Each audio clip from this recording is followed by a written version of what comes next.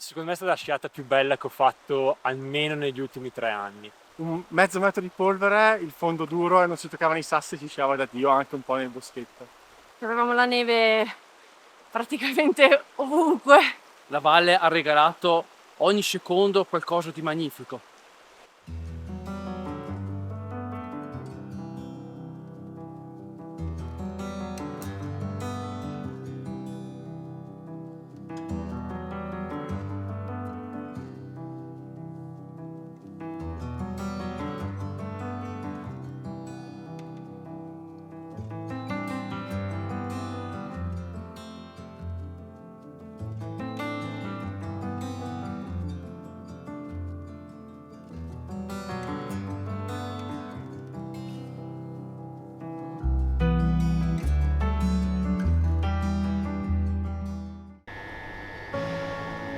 Siamo partiti da Rovereto, da casa, la mattina alle 4 del martedì, direzione Valmaira.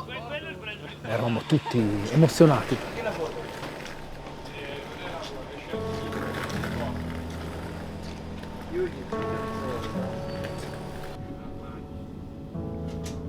Marco è una persona molto vivace, simpatica, ha sempre il sorriso. Ha un grande cuore. Marco ha un cuore d'oro. È il manager, l'Andrea. Sa sempre esattamente dove ti trovi e non c'è rischio, diciamo, di finire nel posto sbagliato. Se chiede ad Andrea è sempre pronto a darti una mano. Io non l'ho visto, ma Alessia è quella che ne ha di più di tutti. Ci dà la biada ogni volta. Non si tira mai indietro, non molla mai, proprio anche quando ti trovi in difficoltà riesce ad essere calma e a farti ragionare, no? Gioele è fantastico. Da fuori sembra quello un po' più burbero, un po' più sulle sue, diciamo. Te lo chiamano tutti il birba, no? Perché non ti immagini, lui fa un sacco di battute, se ne esce con, io le chiamo perle, ti fa ridere mezza giornata. Non li considero i miei amici perché andando in montagna si crea un legame perché si è legati da una corda.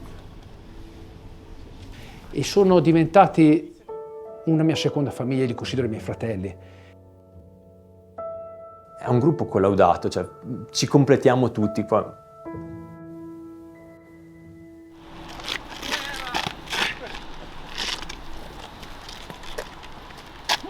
È con loro che vorrei fare proprio questa avventura. Viverla proprio nella maniera più naturale possibile. E penso di essere sulla strada giusta perché mi sta muovendo qualcosa dentro ed era un bel po' di tempo che non sentivo una cosa così per un'avventura. Solo entrare nella valle sono rimasto veramente a bocca aperta.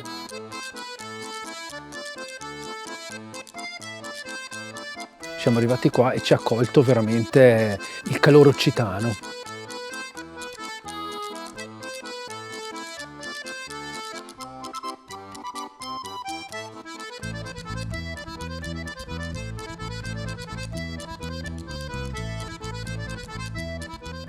Per rispettare la montagna, secondo me, la prima cosa da fare è capire chi ci ha vissuto per tanti anni.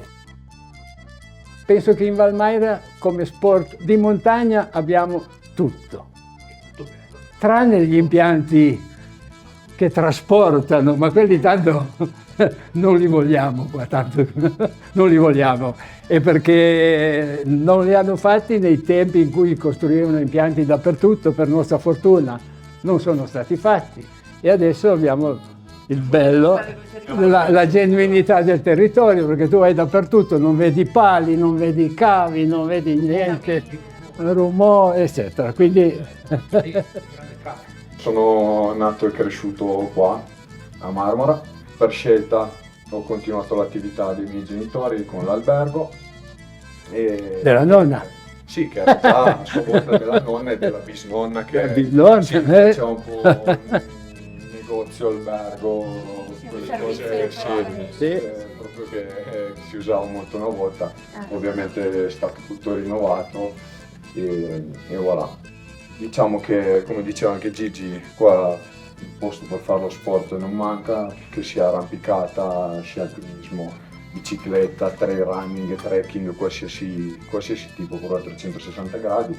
La vai a ramaiare, vuol dire, guarda che sta per nevicare, la vai a ramaiare. Siamo arrivati qua sotto una nevicata, doveva finire in realtà nella notte. Io mi sono svegliato alle 4:30, visto che nevicava in maniera notevole, e quindi ci siamo trovati con altri 40 cm di neve fresca. Il progetto era questa traversata di circa 5 giorni, ma la nevicata, per quanto abbia reso un paesaggio immacolato e straordinario, ovviamente ha comportato alcuni problemi, specie di sicurezza per quanto riguarda alcuni passaggi. Il cambio di programma, come ci eravamo detti, per via delle questioni del meteo, era doveroso. Però la valle, nonostante abbia regalato molta neve, ci ha dato ancora più possibilità.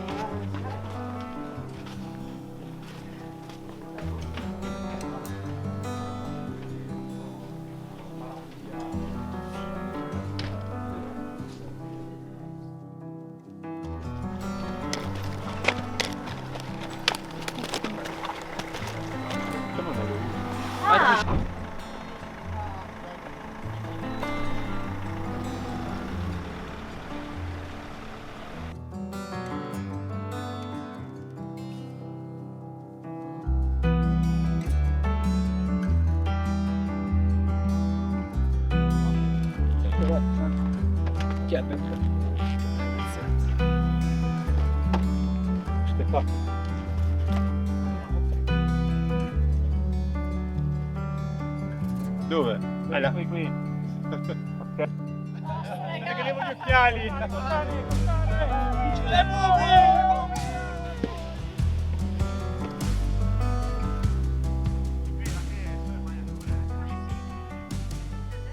La valle ci ha dato ancora più possibilità, perché anche se la traversata integrale non è stata possibile farla per esigenze di sicurezza, le guide ci hanno portato in posti magnifici anche quando nevicava. Era bellissimo.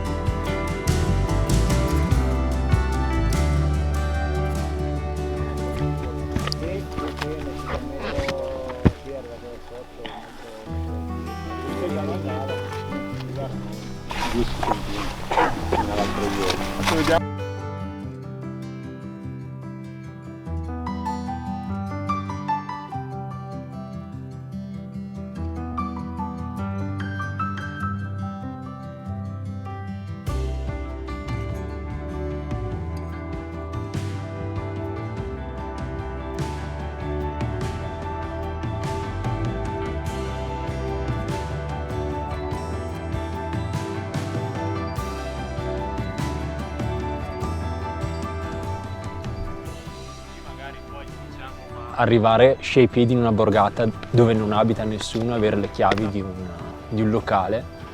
Siamo noi e basta, abbiamo steso i sacchi a pelo, ci siamo rilassati un attimo.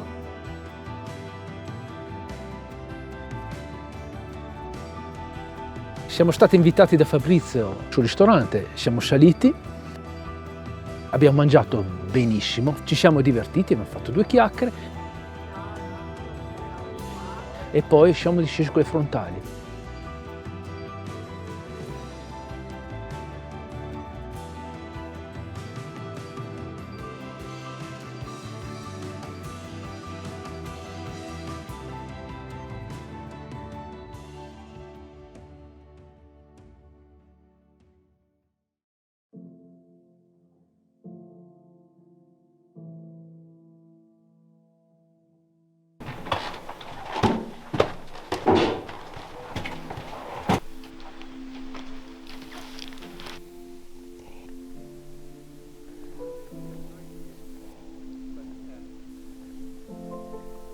Caldo, tanto caldo. Però almeno vediamo il sole oggi, dai. L'ambiente è spettacolare. Ha fatto un sacco di neve, quindi finalmente c'è un clima invernale che non si vedeva da un po'.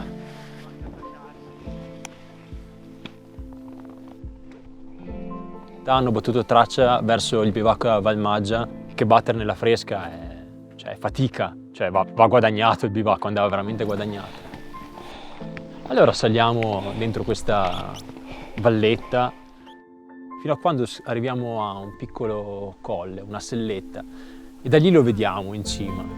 E io, tra me e me pensavo con questo zaino un po' pesante, che ci siamo, c'era ancora da battere. E quando siamo arrivati al Valmaggia un po' c'è stato un attimo di delusione perché abbiamo visto l'Enchiausa che aveva appena svalangato e abbiamo capito che non si poteva fare niente quel pomeriggio se non fare un paio di sciate comunque estremamente valevoli su un pendio dove c'era una polvere pazzesca. E poi abbiamo passato il resto del pomeriggio a conoscerci dentro il bivacco.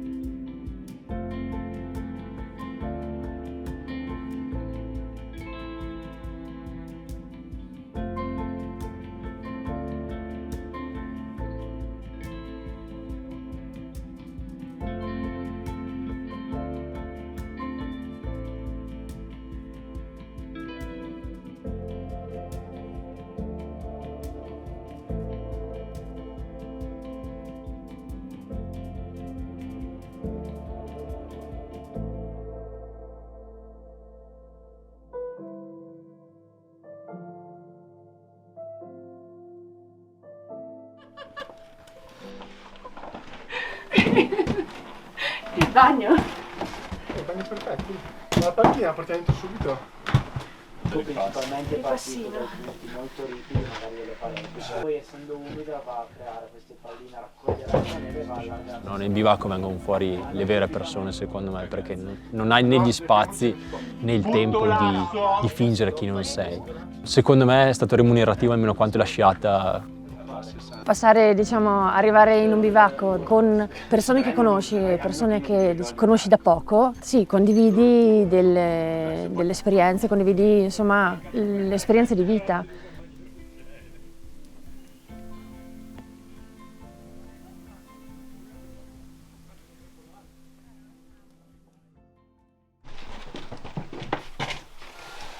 Sono uscito e sono rimasto a bocca aperta.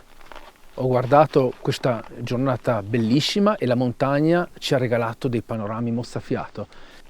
Ho guardato fuori dalla finestra, c'era questo monte che iniziava a illuminarsi dalla cima e aveva questo colore arancione mentre tutto sotto restava buio.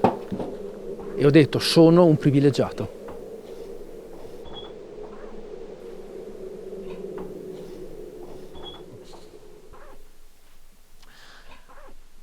È il silenzio che la fa da padrone, no? In quei momenti, ogni cosa che dici sembra qualcosa di troppo.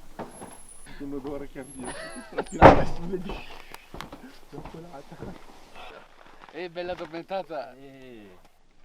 Tu ieri dormivi quando sei andato Dopo la colazione inizia a pensare, dov'è che troverò la neve migliore? Mi ha mandato in avanti Marco, la guida, e ci siamo fatti una sciata che per me veramente è stata pazzesca.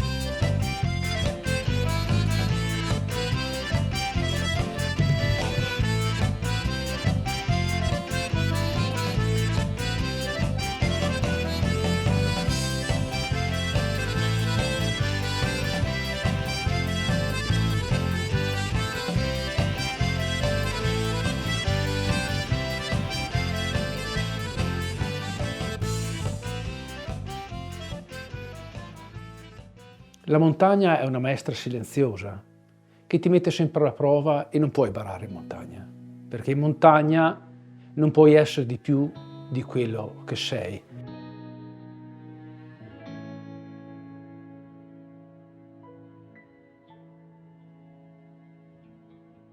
Beh, la montagna si rispetta innanzitutto avendo coscienza di dove si sta andando, del fatto che non si è in città, che ci si comporta in modo diverso, più che altro perché in città si è abituato a comportarsi in modo sbagliato. E se questa cosa è in qualche modo sopportabile, quando si è in città non è più sopportabile quando si è in montagna.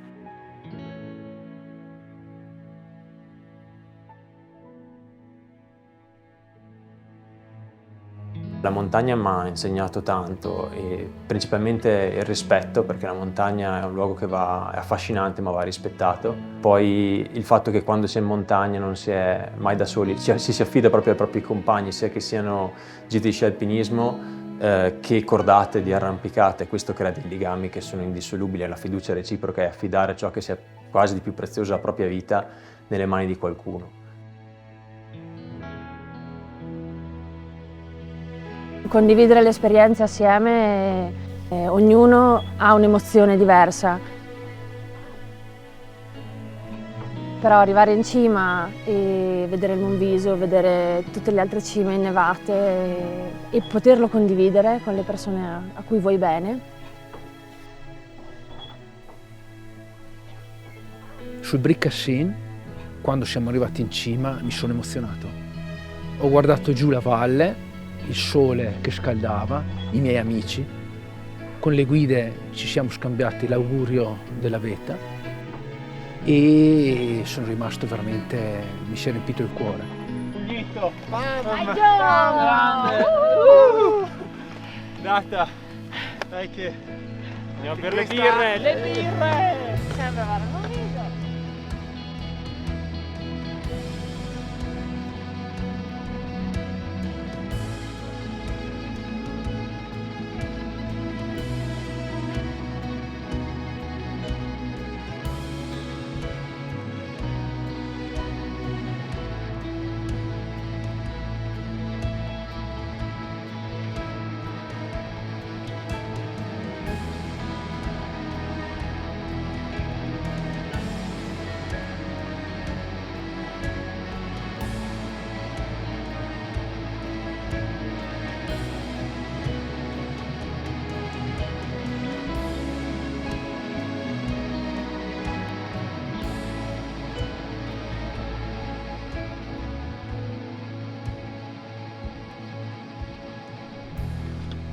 Non è la cima, non è mettere la bandierina sulla cima, andare a fare un'esperienza, un'avventura con i tuoi amici, si può pensare che sia solitudine o no, è serenità.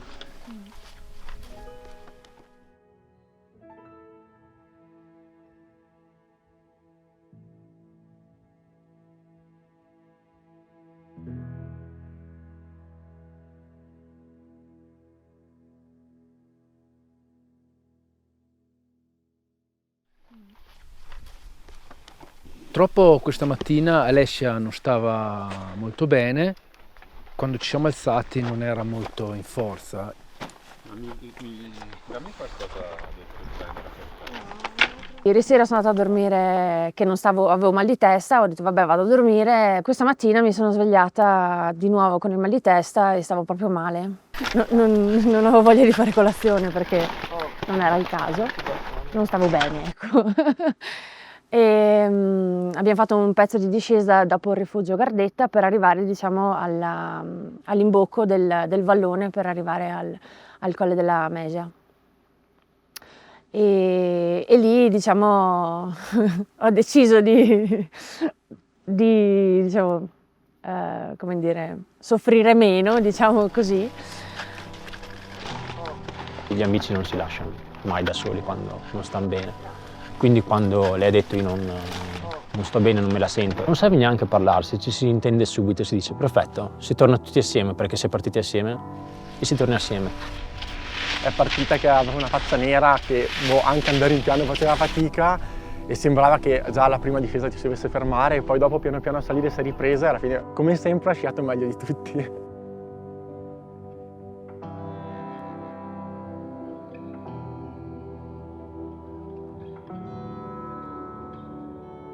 Siamo arrivati in questo altipiano grandioso. L'altipiano della Gardetta credo che abbia proprio qualcosa come estensione, come isolamento di particolare.